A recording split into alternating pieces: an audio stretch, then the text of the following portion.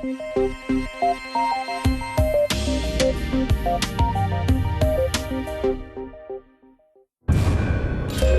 features more than 1.1 billion stars and is the largest map of its kind ever compiled. The fruit of 3 years of hard work by the European Space Agency's Gaia satellite, which has been scanning the heavens relentlessly, the catalogue is part of a larger project to assemble the most detailed 3D map ever made of our Milky Way galaxy.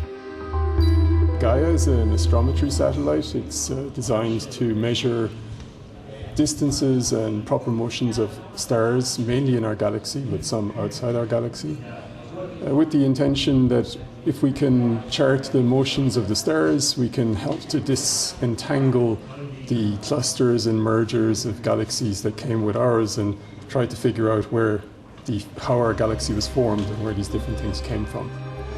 Of the 1.1 billion stars in the catalogue, 400 million have never been seen before, which some say could suggest the Milky Way is larger in extent than scientists had previously thought.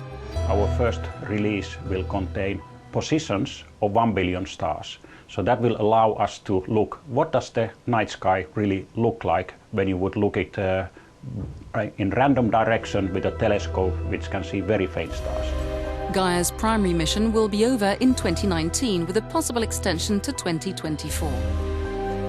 The design lifetime is 6 years. The potential lifetime is unknown because we don't know when we run out of gas exactly, but it's maybe upwards of 10 years. In the future, Gaia is expected to discover tens of thousands of new star clusters, asteroids and orbiting planets in the Milky Way, as well as accurate positional data for about 1 million remote galaxies.